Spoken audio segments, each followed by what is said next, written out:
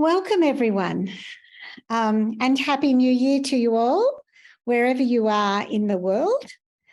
I'm Robin Ewing, and I'm co-director of the Create Centre, and we have a wonderful session for you tonight. Before we begin, though, I'd like to introduce my colleague, Associate Professor Claire Hooker, and Anna Camilleri, who has organised all of this for us, and give Michael Anderson's apologies as he's on leave. And I'd like to acknowledge and pay respect to our first Australians, our original storytellers, and acknowledge that their land was never ceded. I'm joining you from Darug country, and you might like to acknowledge where you're joining from in the chat. I'd also like to acknowledge that our first Australians are our, if you like, role models for putting story and the arts at the centre of our lives, of our learning, of our being. And thank them for the wonderful care that they have taken over thousands and thousands of years of this country. I think we have so much to learn. Anna is going to put the address in the chat at some point. If you haven't yet joined the Create Centre, Creativity in Research, Engaging the Arts, Transforming Education, Health and Wellbeing, we would love you to become an affiliate of Create, and I can assure you we have lots of really exciting things organised for 2023. But it's with great pleasure tonight that I introduce Professor Persephone Sextou, who is visiting professor at the University of New South Wales in Sydney. Persephone is a leading international researcher in applied theatre for health and wellbeing. She has a 27-year academic experience in universities in the UK and abroad. And her research is focused on interdisciplinary applied research and curricula engaging with the community. Her work has influenced arts and health policy and practice, and she's the author of 5 monographs and 30 articles in peer-reviewed journals. Tonight, though, we're going to focus particularly on her latest work, and talk a little bit about the earlier publication as well that preceded this one. Her new book is called Applied Theatre in Paediatrics, Children's Stories and Synergies of Emotions. It's been wonderful talking to Persephone about her work and about the challenges that she had as she worked through what happened with COVID and the pandemic. And it's also been just delightful hearing about, how those children were encouraged and affected by those opportunities, even though they were very sick. Thank you so much for joining us, and I'll hand over to you now with a starting question, I guess, and that is, would you like to tell us how your work in this area has evolved over your career? That would be a great beginning. Hello, Robin, Anna, Claire, and colleagues. It's really nice to be here, and thank you for the introduction, Robin. To answer your question, I don't know. And it's nice not to know sometimes. It's how life takes us to our paths and how things happen sometimes. My first degree was in education. And then my postgraduate studies were in drama and theatre for children and young people. and I'm a mother of 2 plus 1 dog. So there is something very caring inside me. And I always felt that I am the mother of my children, the mother of my students, the mother of my neighbors, of my friends, so many people I care for and about. And I think that's the most important thing for me, to use my art form and the knowledge and skills I gathered through my career to support people when they are in need, when they are in difficulty. So I suppose that's what got me here. And perhaps you might like to tell us what the defining features are of the work, particularly the work that you're doing with children in hospitals. Children in hospitals and young people in hospitals, as well as in hospices, in health and palliative care, is a very particular audience. To us, they are audiences. That's one characteristic, one element that defines the work. That as artists, we don't see them as patients. We are aware of their environment and the difficulty and the situations when they're in. We know that they have a health condition, short-term or long-term, but to us, they are participants. They are children who have the right to own their stories, children who have the right to smile and laugh and be happy as much as they can in their circumstances. They are so important to us, and we need to be aware that as we go into hospitals, we are there for them. So another characteristic is the shift of power. Yes. In the main theater, everybody is looking those who are on stage. In hospitals and hospices, the focus is on the child, on the participant. So the part of the title of the new book about the synergies of emotions and the synergies of ideas explains exactly that the performer is there for that child in that moment. Some of the elements that also define the work is the principles of applied theater, improvisation, audience participation,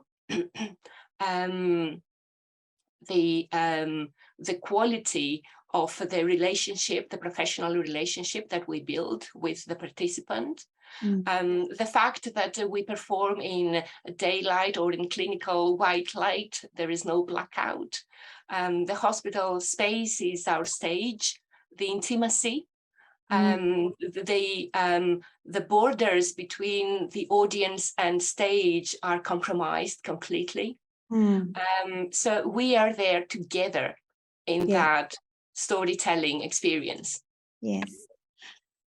So you're there together, but for the last 2 years or more, we've had the pandemic challenges and lockdown, etc. How has your work and your research been affected by COVID and its repercussions? Hugely, in many ways. But what doesn't kill us makes us stronger, and we can grow from difficulty and move on.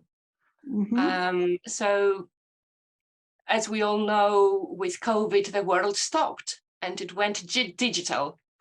And I had to choose between returning all the grants and the funding for my projects back to the funders and just stop all the projects running.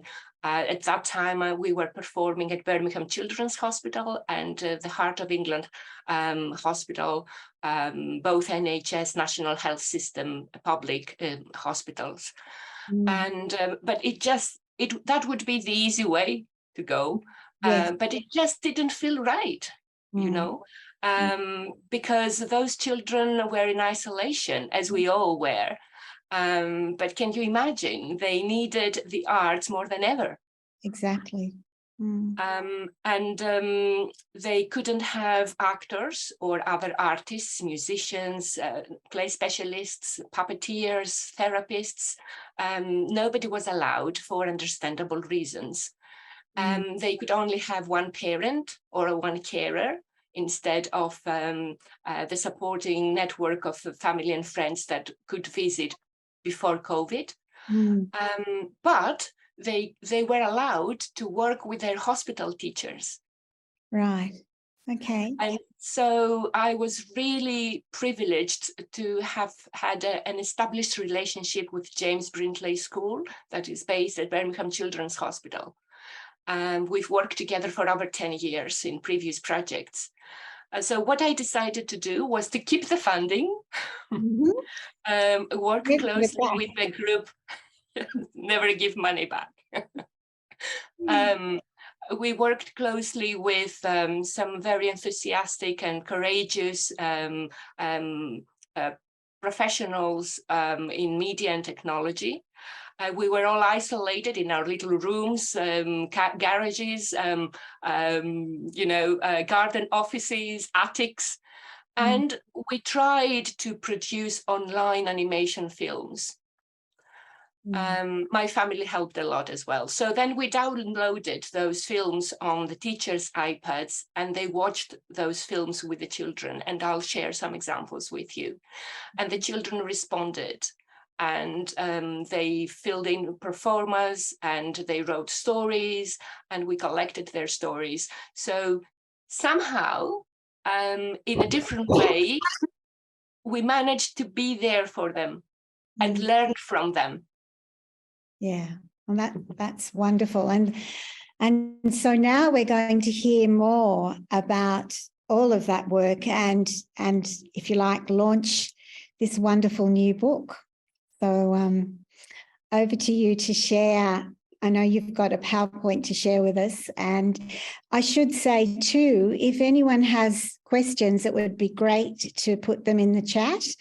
Claire's going to respond when Persephone's given her presentation, but we'd really like to have your questions and your discussion too. So please do that. Okay. Thank you very much, Robin. May I take the opportunity before I start just to show you the book as I'm holding it? It's real. I can touch it, smell it.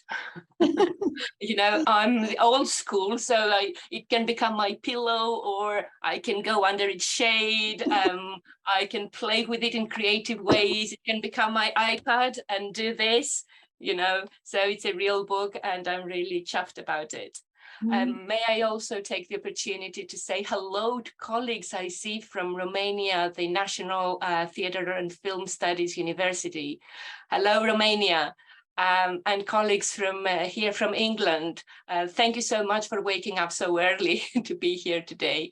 And last but by no means least, all colleagues, new and old friends from Australia. Hello, and thank you for the opportunity to share my work. Yeah, I did put a PowerPoint together, but as all PowerPoints, I'm not going to stick to all my slides. I would like this to be more organic and open for discussion. So please do put your questions down, and then I'll hope we have enough time for discussion. Okay, let's move on. Why there is a need for this book? First of all, because of the pandemic and because of the increase of mental health issues and clinical anxiety and depression that has been diagnosed in large numbers of young people's and children's populations, especially during hospitalization. I think it's important to be able to monitor children's mental and emotional health status and develop a better understanding of how to support them at times of crisis. I'm not a pessimistic person, but the contrary, I'm very optimistic. But we need to be aware that, unfortunately, there've always been and there will always be children and young people in hospitalization. And we need to be prepared for future crises and times when there will be in isolation. Applied theater in pediatrics explores how my practice for children in environments of illness and cure can improve their well-being by using intimate participatory performance and digital creativity, aiming to normalize the experience of those children and their families who suffer with them and they go through difficult times. So this book is one more step closer to a better understanding of children's worlds when they need our support through the arts. Just to make a link with my previous work, I published a Theatre for Children in Hospital back in 2016, that was published by Intellect, a publisher here in England, in Bristol. In that book, I'm presenting the theory behind applied theatre in hospitals, and also I give examples. I was and I am still concerned about those children who don't have the language to describe how they feel when they are in difficulty. All the clinical stressors such as isolation, lack of normality, physical pain, sometimes emotional pain as well, the fear of death in some cases, lack of privacy, because in hospitals, you know, you're exposed in your pajamas, everybody can see you. Imagine when you're 5 or 8 years old and you have loads of unfamiliar adults, no matter how cheerful and wonderful and helpful, they are strangers to you. All these things cause a lot of anxiety and uneasiness. And not all the children have the vocabulary to communicate how they feel to family and clinicians, and that kind of communication can be very difficult. So I wanted to write a book to present ways of creating the conditions for a safe communication in terms of emotional safety within the fictional, and that's why I published the first book. But that wasn't enough. I wanted to delve deeper in exploring how applied theatre can make meaning, can help us make meaning of children's illness by putting it in the fictional context and developing a better control of their clinical experience, giving them agency, making them responsible owners of their stories, giving them an opportunity to feel creative again, to feel that it doesn't matter that it does matter that the fact that they are in a hospital and not in school or playing with their friends, but it doesn't matter that it happens because it does not happen only to them. And we wanted children to feel that they still have the identity of the child, the creative player. That's their normal identity. We didn't want to feel that the identity of the ill person dominated what they could do. It could limit their abilities to do things, but we wanted them to do more and feel, you know, like normal children. So I collected stories before and during the pandemic with help from hospital teachers, and I'll talk about it later. Trying to zoom into the worlds of children and try to sense how they use symbol and metaphor in their language, in their own very particular ways to communicate their emotional needs. I think the book could be useful to artists, play specialists, healthcare professionals, hospital teachers, creative therapists, and parents and carers. Basically, as you can read, it's a book for those who love and care for children. The content of the book at a glance, well, you can see that it's got 6 chapters. And in this PowerPoint presentation, I created 6 separate slides with a summary for each chapter. But because there will be a recording and everybody can read, I'm not going through to my next 6 slides in detail, but they are there for the record for those who would like to visit the link of the recording and read the summaries of the chapters in their leisure time, so that we save time for questions and discussion. Very quickly, the first chapter is titled Hospitalized Children's Stories in Applied Theatre, and it's where I'm presenting the work. I'm framing it in a theory, and I'm distinguishing the work that I do from drama therapy. It's a common phenomenon these days for people to confuse what is therapeutic and what is not. They see us going into hospitals and they think, they're drama therapists, but we are not. We are not qualified as drama therapists, and we have different priorities. To us, children are audiences, they are not clients. To us, the children can work in various ways, and there is no contract that we will continue working with them or that we're going to heal their problems. There may be a therapeutic potential, in inverted commas, in what we do, but it's definitely not a therapeutic intention. In chapter 2, I'm presenting Rocket Arts, the project that changed my life in terms of how I see digital innovation and transformation, and I'll talk about it in more detail later. In chapter 3, I'm presenting the program Bird Island that was using storytelling and puppetry bedside to engage children with hospital tuition and secure a smoother transition from hospitals back to school and normality. Sorry, that's chapter 4. I jumped. In chapter 3, I'm presenting the 10 unique stories, and I'll give you examples of those stories too. In chapter 5, as you can see, I'm moving the focus from children to those who work with them. These are the performers who, unlike those actors who perform in theaters, they work in the community, and they are exposed to the dominant messages of pain and discomfort, and they need support. I could have titled this chapter as "You can't pour from an empty cup." So I'm arguing for the need to acknowledge the fact that actors in healthcare, as all artists in healthcare, need training on professional skills and emotional competencies. In the final chapter, I'm raising questions about the quality of the work, combinations between performance, embodied performance, and mediated performance in the use of technology. I'm asking some hot questions to hypothetical invisible governors, policymakers in healthcare and in the arts, and I'm making some recommendations as well. All the work that I'm presenting is evidence-based. I work very closely with a multidisciplinary team of psychologists, nurses, artists, and I would like to take the opportunity and thank them all for their contribution and their special expertise and skills to my work. Without them, it couldn't have been possible.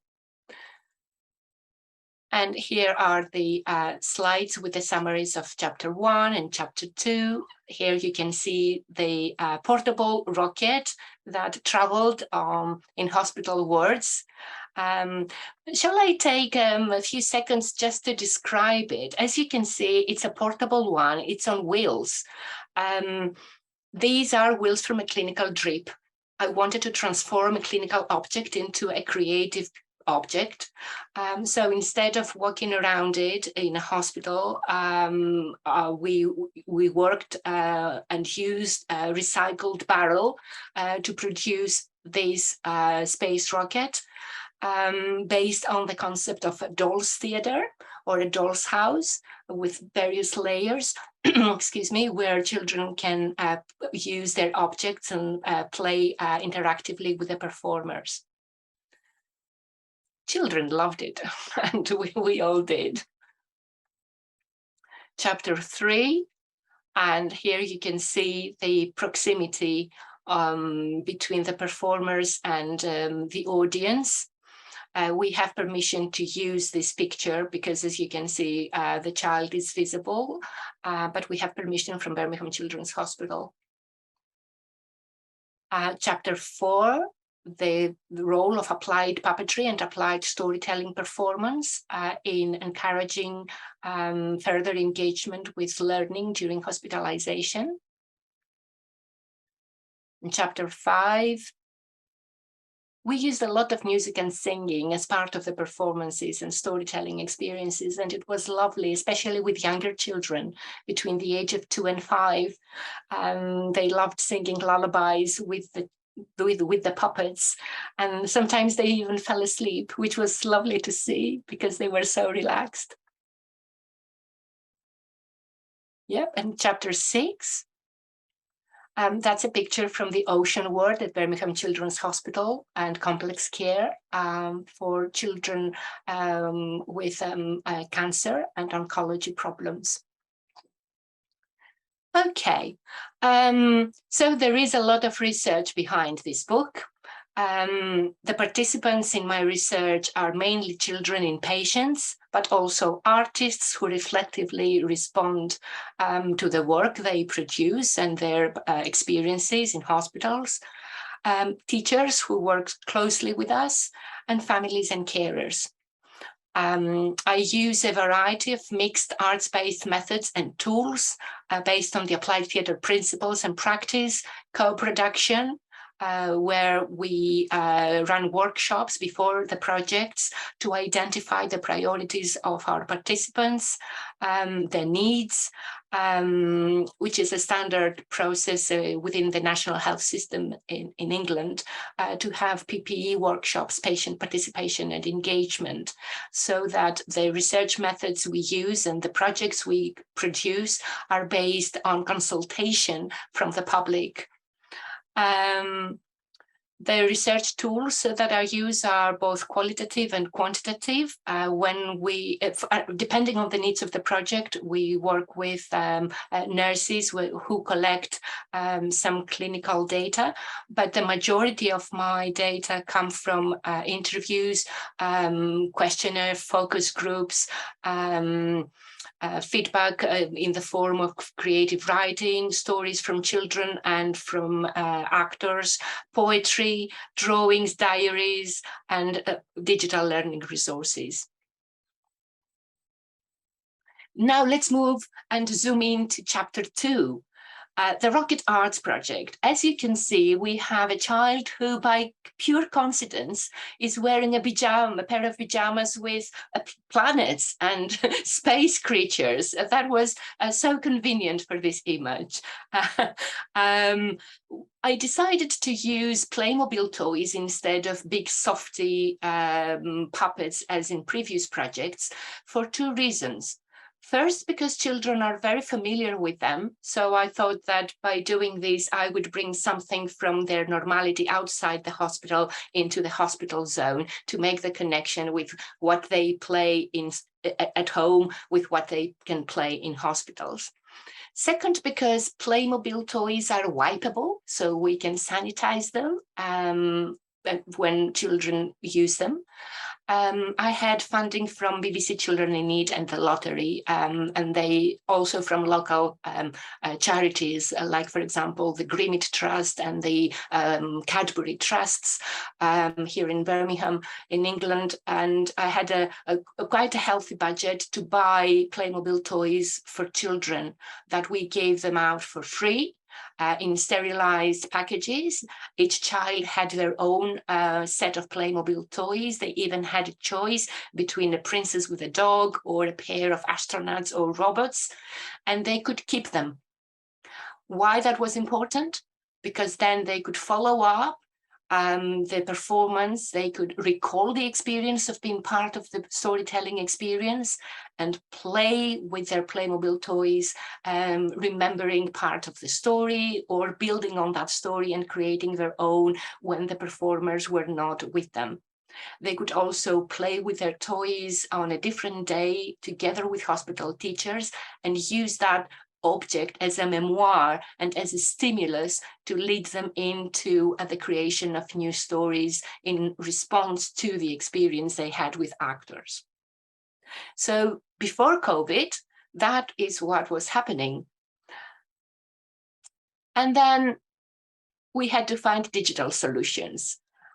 What I've learned from this experience is that I did right to be brave, to take the risk, not to be afraid of blending technologies with something more traditional as we know it.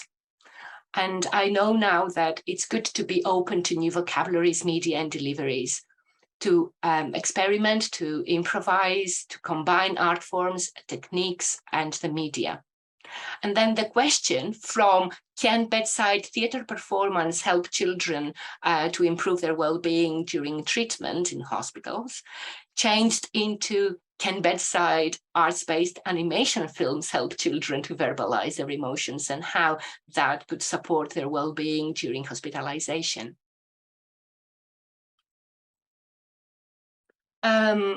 This is a video we created at home with my son and my husband and my daughter, and the inspiration was Simba the dog, our family dog, a Cocker Spaniel.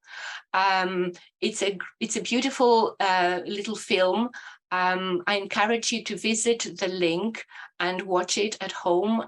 It's about 12 minutes, so it's a lot of time to dedicate during this presentation. But if you watch it and you want to contact me, please do. I would love to hear feedback from you. And as you can see here, we have a very friendly dragon in a space cave. It was really good fun. Children loved the fact that this was not a scary dragon, but one with carrots for ears, garlic for a nose, and what you cannot see is a big surprise. His tail is an eggplant.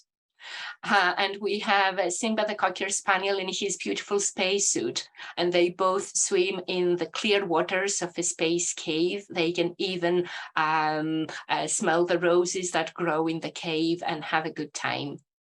A great escapism for children in hospitals. The film was followed by 6 interactive worksheets, literacy exercises. The hospital teachers watched that film with the children on the teachers' iPads, and then they did some of those drills.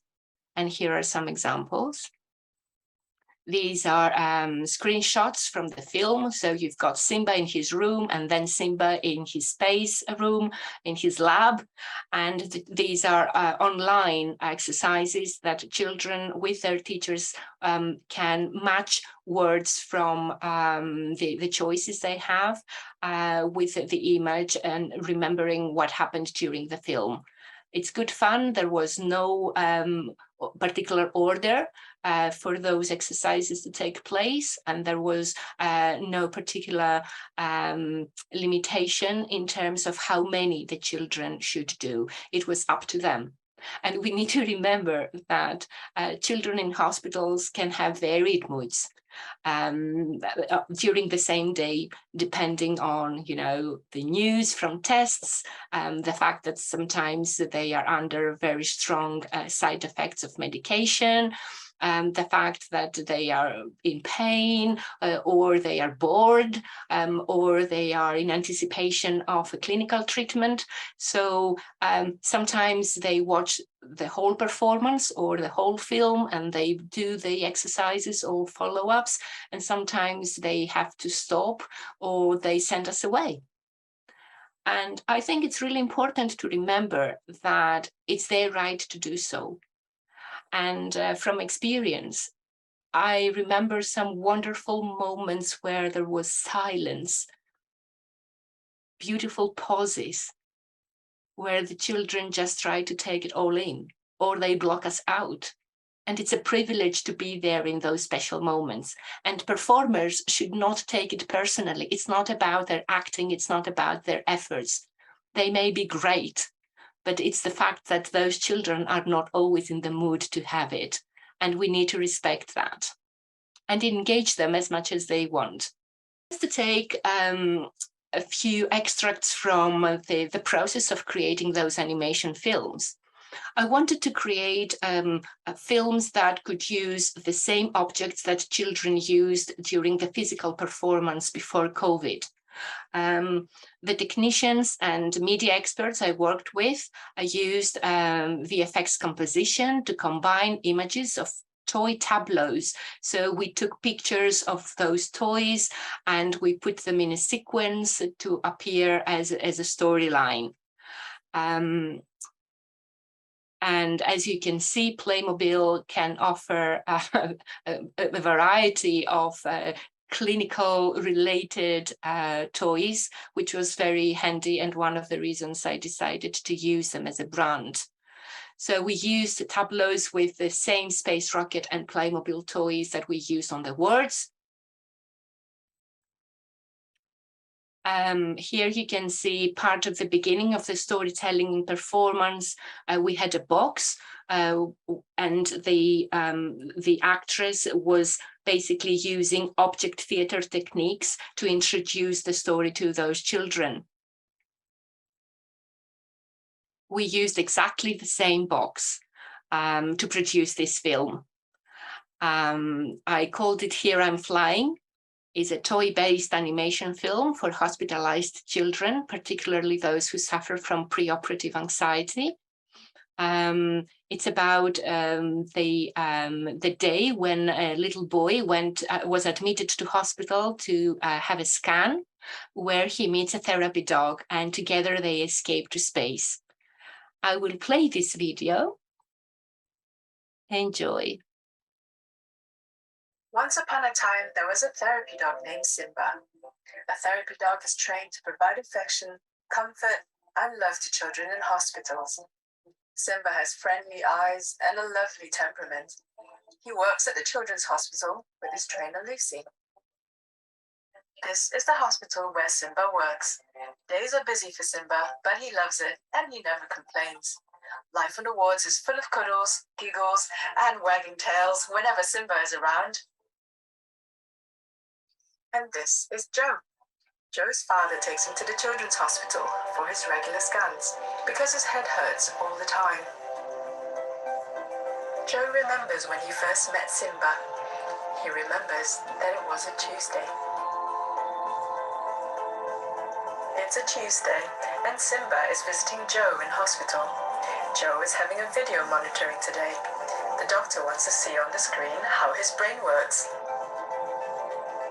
Dr. Phillips enters the scan room and walks up to Joe's bed.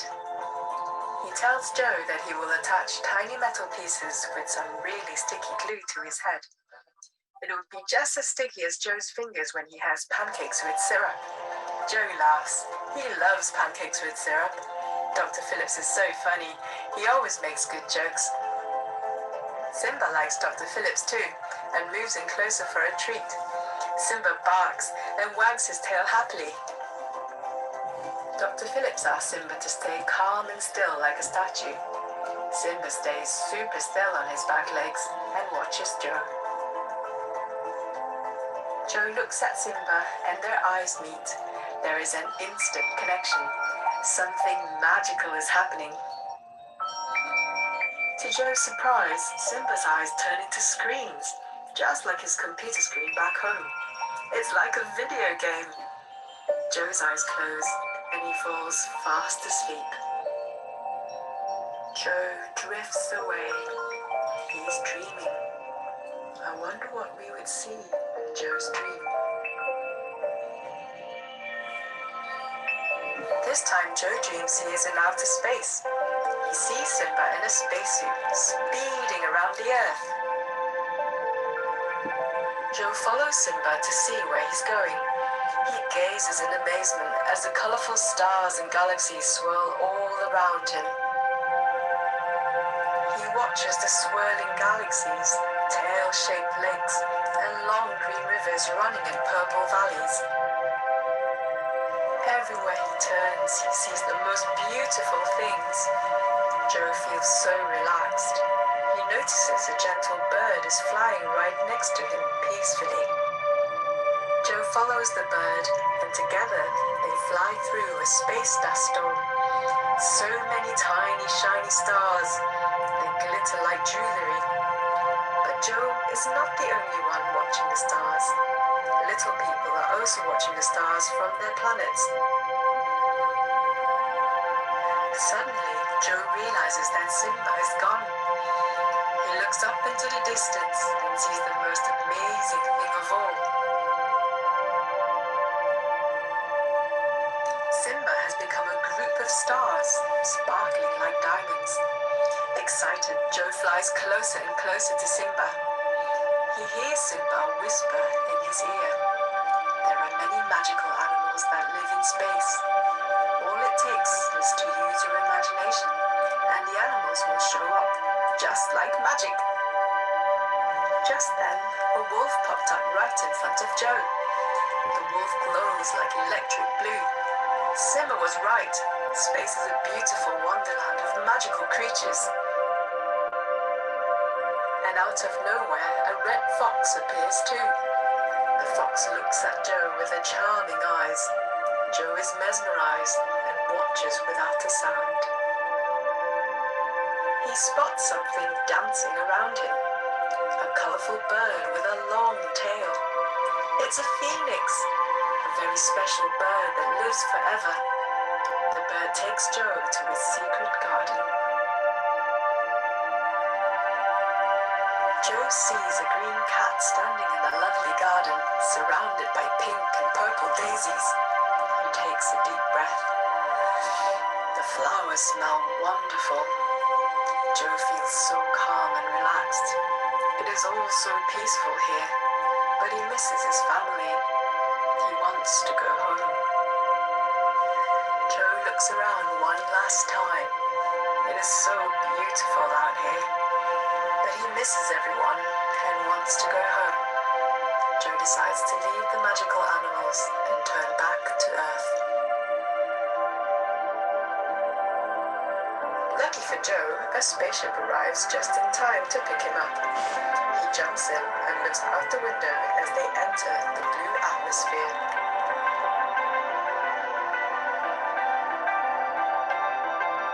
Joe can see how beautiful it is back on Earth. The sky is so bright and sunny today.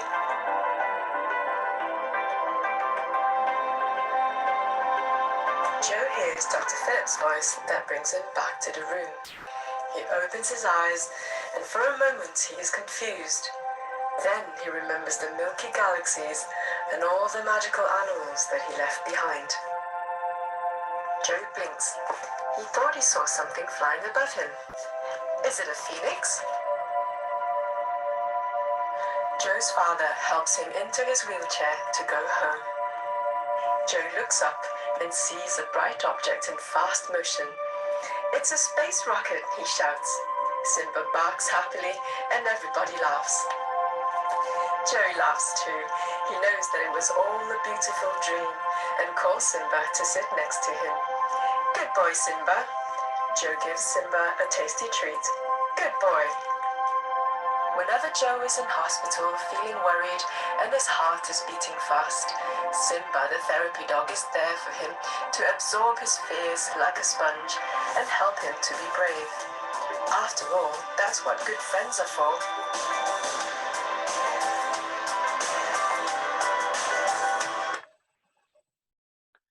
I hope you enjoyed it.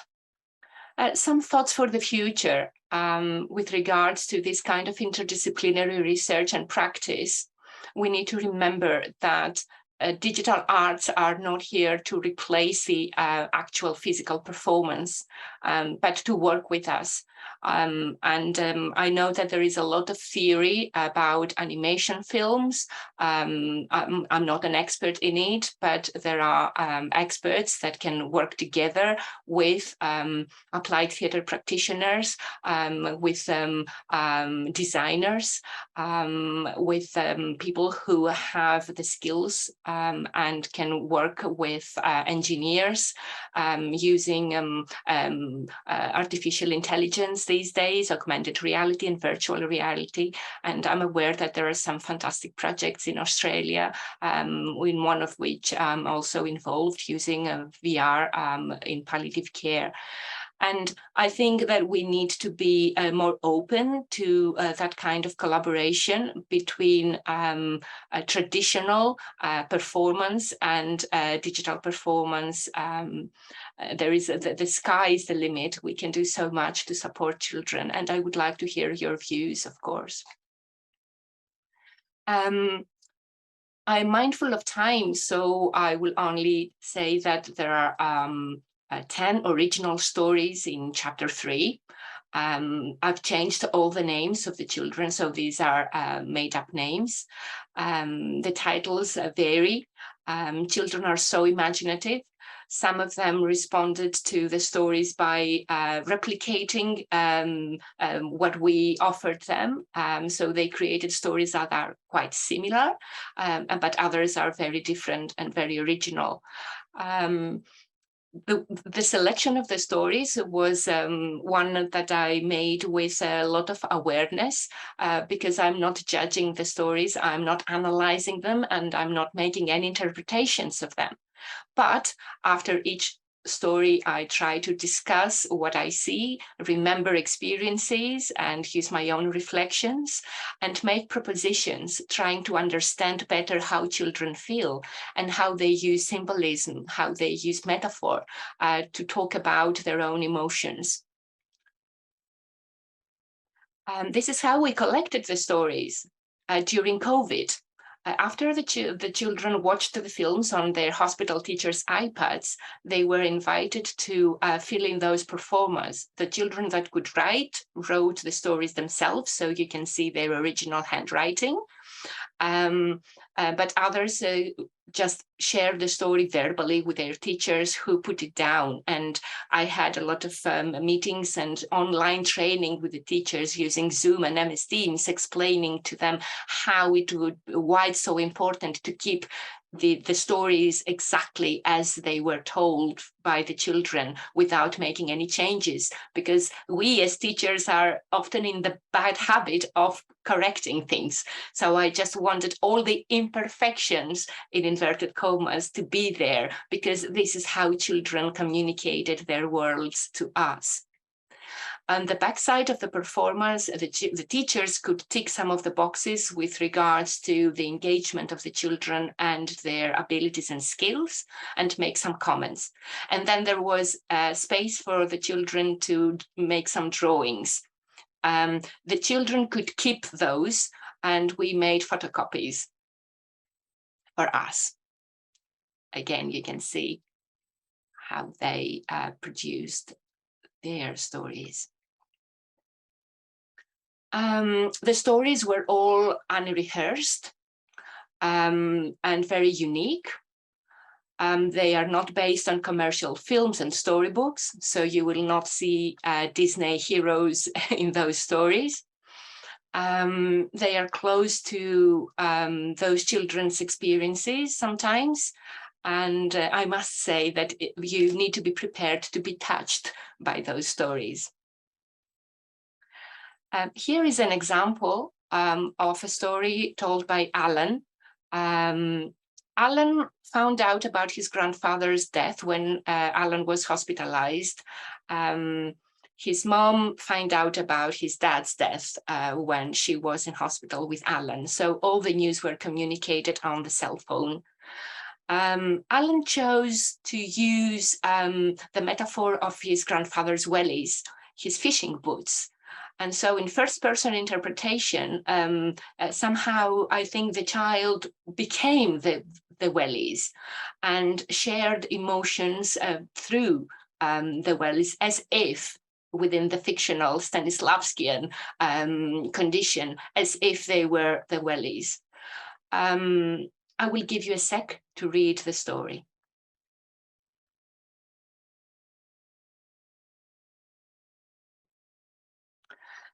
Okay. As you can see on the left of the slide, I'm quoting Chrysoula Lascaratu, who wrote a brilliant book about the language of pain. She says that it's essential to understand how emotions are conceptualized through metaphorical language. It's the same complexity of putting intense human experiences into literal words to motivate the use of metaphorical language as a resource in understanding illness and communicating it to others. Along these lines, the language of emotions requires attention from adults. That is, if adults wish to understand how children feel when they are in hospital and how they process their feelings through the art form. That is why, in my view, stories allow us to gain insights into the ways pain is conceived, perceived, and even imagined when a child is in hospital.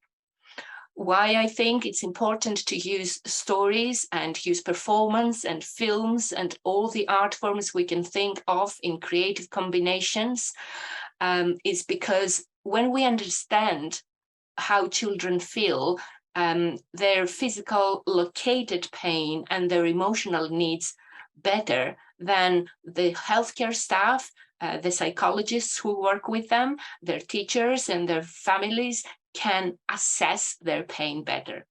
And when pain is better assessed, I'm sure that it can be better managed.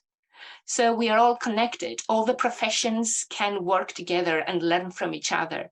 The arts can become the stimulus, if you like. We can bridge professions. So in that kind of interdisciplinary research, we join our strengths in order to support those children in hospital. I love this story. It's written by a child who obviously loves the moon. So I'm going to read this one. The previous one was more emotional and I didn't want you to be distracted by my voice. That's why I gave you space to read it yourself. But this one I would love to share with you by reading it. So the astronaut looked out of the window of his spaceship to see the moon had changed color. It was black. Oh, that's strange. So they took off the spaceship to look at himself and see what was happening. The sky was empty of stars, so he did not know what to do. He went back to his spaceship to call Andy, his best friend on Earth. And that's a really funny part because he called his friend on Earth to find out how to resolve a problem on the moon.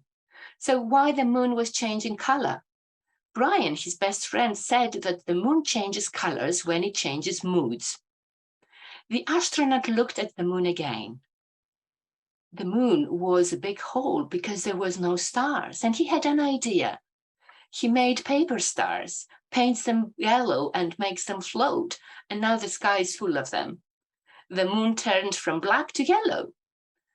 But the stars fell off the sky. The sky is now again empty because the stars were fake and the moon turned from yellow to red. The astronaut was waiting to see if the moon would change colors again. Why is the sky empty? Where did the real stars go? Will they ever come back? And the real stars appeared. They only went to bed because it was the morning. The astronaut got into his spaceship to fly back to Earth. The moon is like a giant light bulb.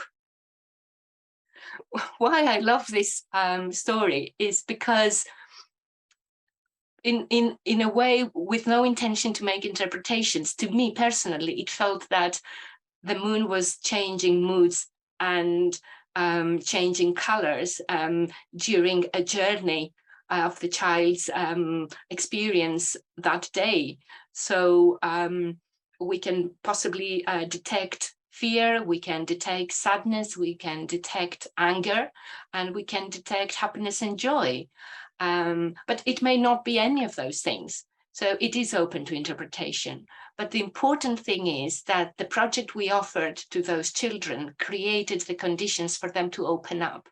And any talented and sensitive and ethical nurse, hospital teacher, play specialist, psychologist working with those children could pick up something from those stories, could sense the need of the child to communicate and create an opportunity for them to work together and not just have fun and entertainment, but also dig deeper and help the children to balance their emotions and feel better.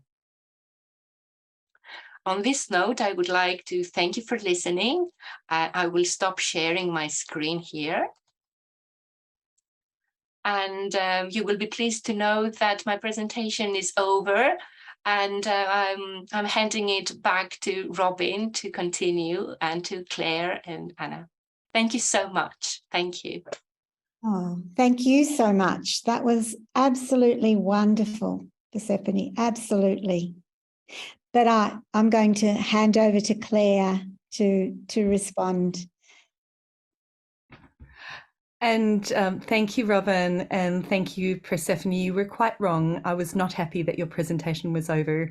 I was quite enjoying the moments of brightness and enchantment and joy that came seeping in through all of the stories. And I was allowing myself to use those moments to remain in the reflective mode that we can all briefly hold on to at the very beginning of a new year. And there were so many discussions that I would love to have with you that emerge out of the range of things that you have set out before us. And I guess that's part of the problem, is that when you have a guest from overseas, you kind of want to talk about their entire oeuvre all at once instead of what is just one particular portion of it. So part of my reflections were about situating your work in some of our other wider conversations about the creative arts and health in general. And along those lines, I really love that you open up the capacity to have a conversation between the flesh and blood arts and the digital arts, which is in a way a conversation about generations and visions of society and the fears and hopes that sit behind those things.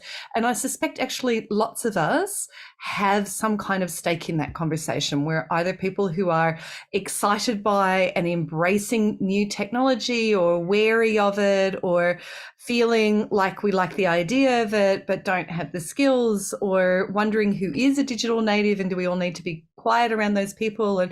And so that leads me to thinking about what particular aesthetic affordances you have found really important, or opening up, or things that you would like to tell us more about in your work. And I'm connecting here back to one of our webinars from last year, which is thinking about the aesthetics of care. How is that expressed and communicated in those ways that are not explicit and are mediated by these fabulous license for imagination that comes from working with children. And then all the way on the other end of the spectrum, I think many of us in the arts and health field are so happy that you have that chapter in your book about the demands that it makes of the artists involved. And that too is a conversation that people have been having informally for a while, or internally for a while, but it's only just starting to emerge into the public space. It's incredibly important. It's incredibly urgent. And I would be really interested to hear your reflections about what practices and approaches you see as important for enabling people to do that work on a sustainable basis. And I ask partly because, and I don't mean to be offensive, but I think looking through the guest list here, there's a good chance that I won't be at least offensive to the people who are present in the room. What people think later on YouTube, I'm not entirely sure. But, you know, psychology as a discipline has been criticized for its unwillingness to open itself up to aesthetics and humanities perspectives, and to critical perspectives. And by critical, I mean resonant with issues around power. So I'm just thinking that, you know, a sort of standard, I can test it quantitatively, psychology research response might be to ask artists to reframe their negative feelings, or to switch off in a particular way. But sometimes those very standardized, generalizable techniques are not always what feels that deep emotional engagement. So I'm really curious to hear your thoughts about that. And now I will be quiet because those are beginner questions. I'm sure everybody else is bursting with them as well.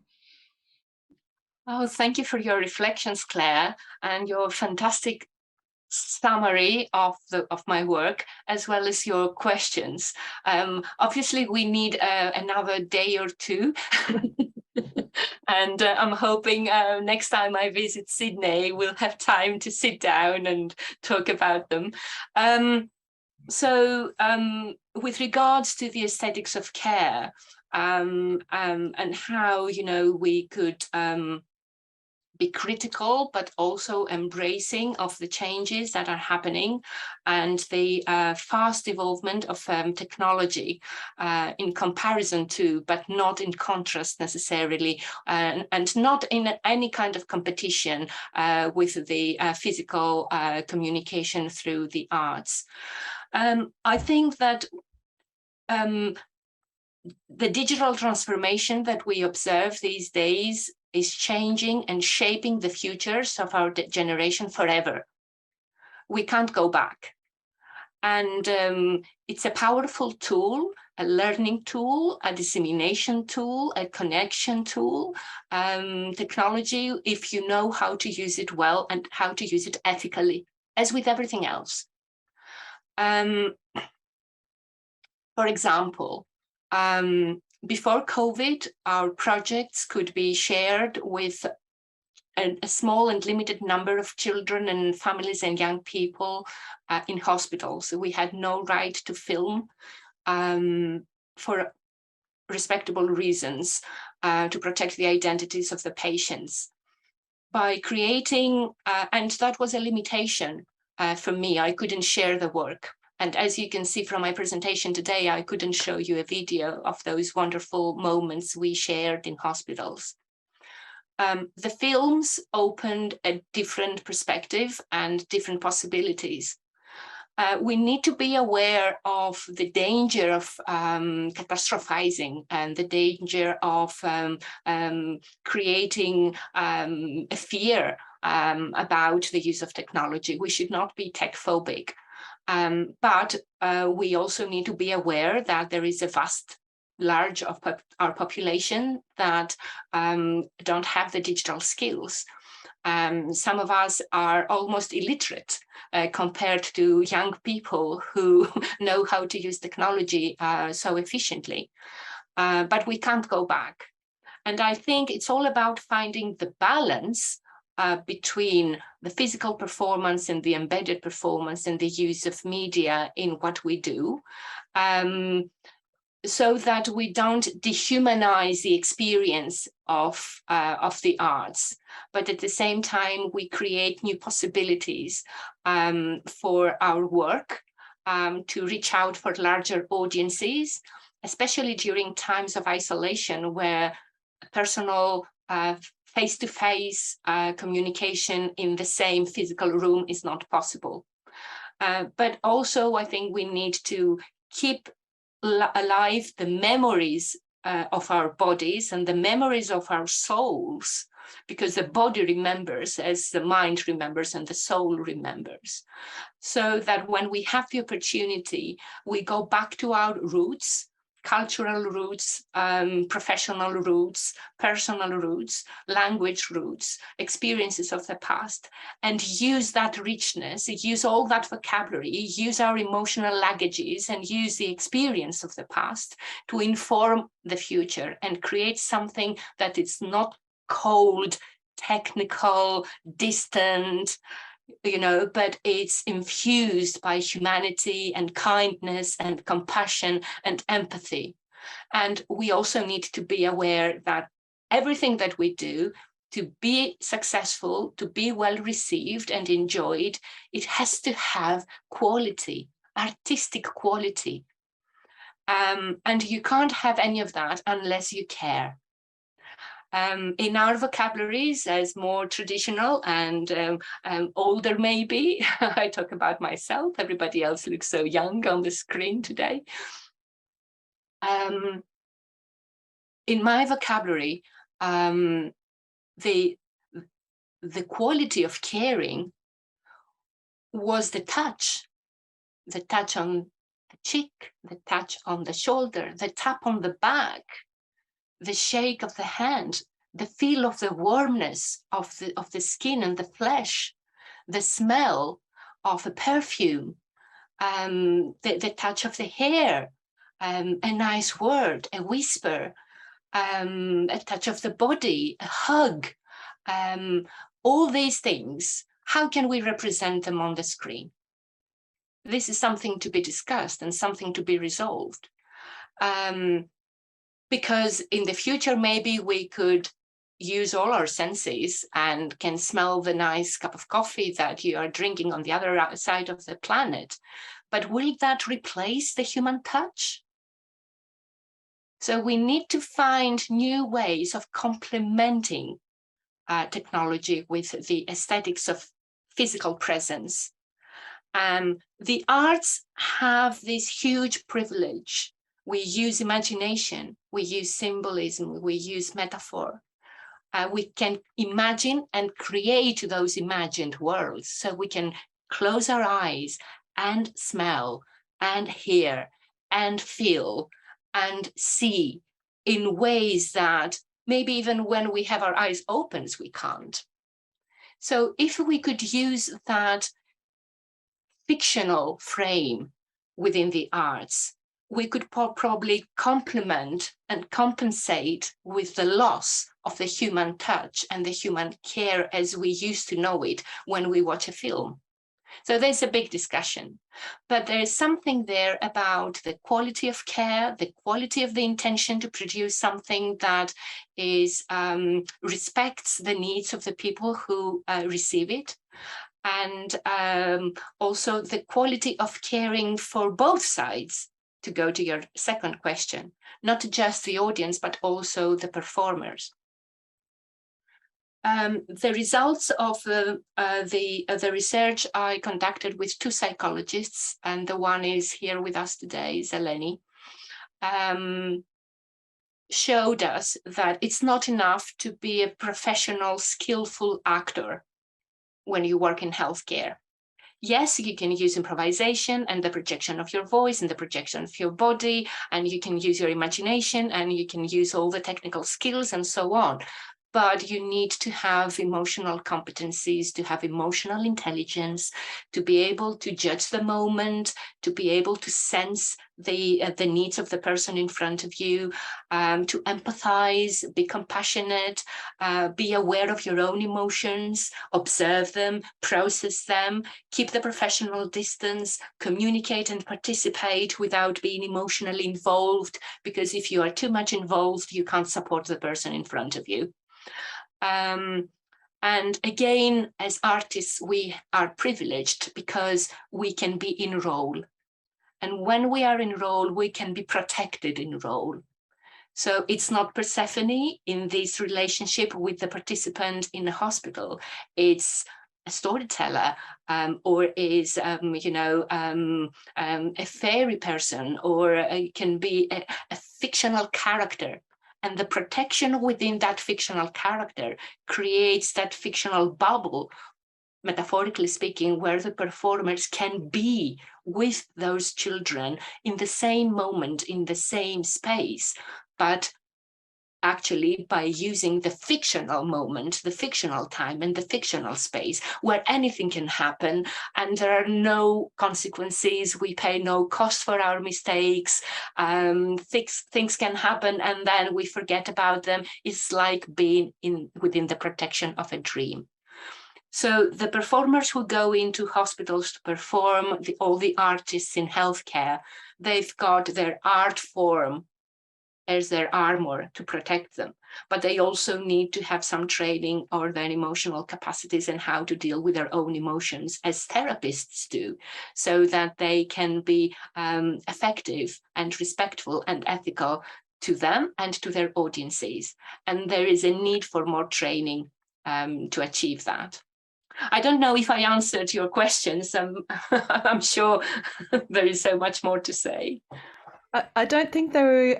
I feel like they're a conversation. They were not, they were not questions with single answers anyway. It's an ongoing program of co-exploration. And in that spirit, are there, I don't want to hog the floor, are there others who have questions for Persephone? You can put them in the chat, or please raise your hand or just speak. There's not so many of us that wouldn't be possible. And unfortunately, we are running out of time. So get your question in now. Can we squeeze in the question from Casey that's just gone into the chat before we go? Okay, my question is, how did you feel like the applied theatre in paediatric healthcare affected patient relationships with their doctors, nurses, social workers, and the hospital as a whole? And we totally forgive you for being yawny at 3:30 a.m. That's brilliant, you've shown up.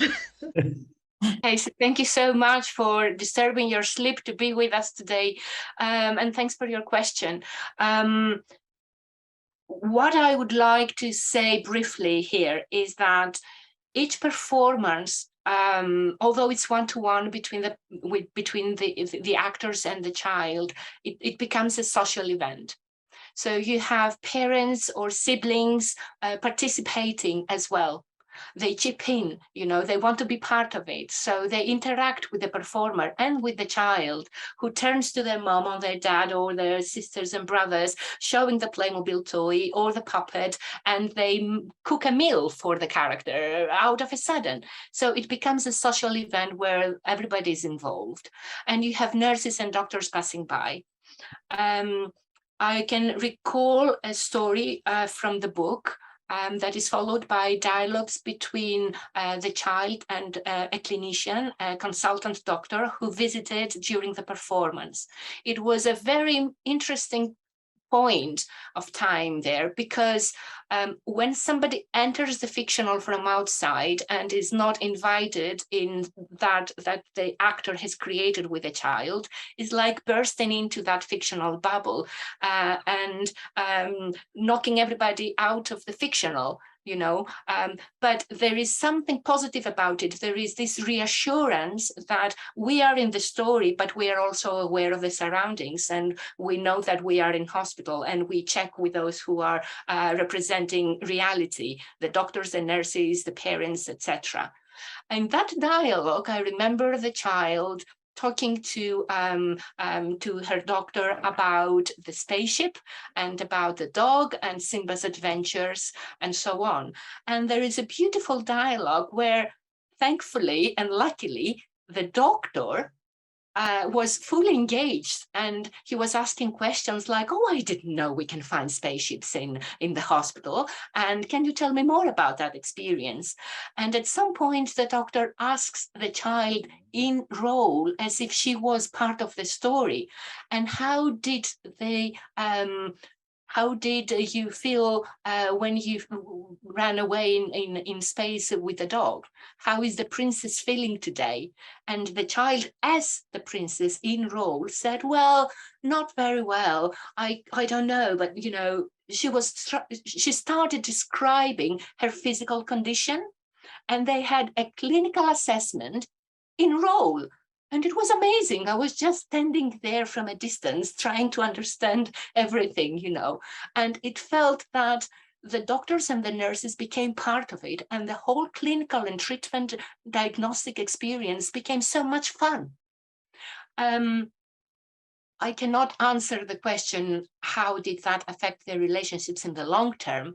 But I also know that from findings from a previous study that is in chapter 4 about the bird island, the children who had the bedside performance improved their attitude to taking medication.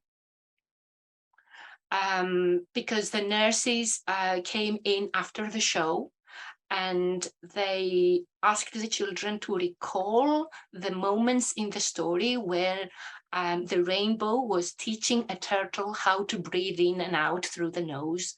And that was a set of breathing relaxation, handy techniques that we tried to teach each child during that performance.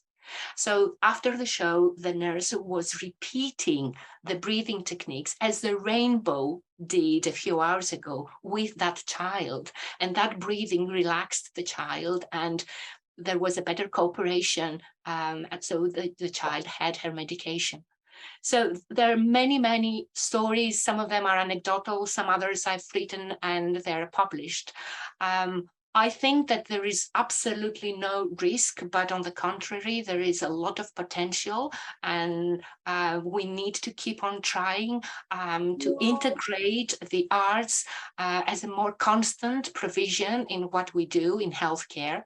And there are opportunities. It's just a matter of brave people to put the effort, create the networks, and Center is one of those networks, so that we can all join our strengths and persist and make a difference through the arts.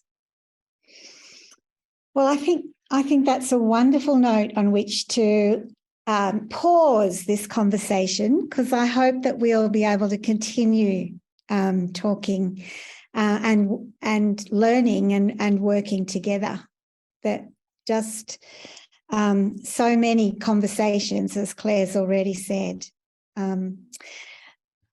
And shall we consider now that Applied Theatre in Paediatrics, Children's Stories and Synergies of Emotions is launched? And can we encourage everyone to inform their networks of this amazing book, the wonderful stories that are within it? And yes, can we try and meet with you, those of us who are in Australia, when you are here later this year, I believe, Persephone? Yes? Hopefully, yes, in the second half of this year. It would be wonderful to continue conversations online until then, so I can see colleagues. Hello, Paul. Hello, Yvonne, Dana, Anna, Cindy, Casey, Eleni, Michalis. We need to continue those conversations. So please feel free to drop me an email, and we can arrange a Zoom or an MS Teams meeting to chat if there is an interest in work. And I would love to hear your reflections and what you think and how we would do things together. So thank you so much for having me. For your patience, and I would like to wish everyone a great new year ahead, with a lot of good health and great moments with friends and with people who are open to share. Thank you. Well, thank you. It's been a privilege and a pleasure. Thank you so much. And thank you, everyone. It's been wonderful to have this international audience tonight, Paul, as you said earlier. And yes, let's keep talking and keep learning from each other and keep being brave and keep putting the arts forward, because I think, well, certainly in Australia, we've got a long way to go in health, but also in education. Okay. Thank you, everyone. Good night.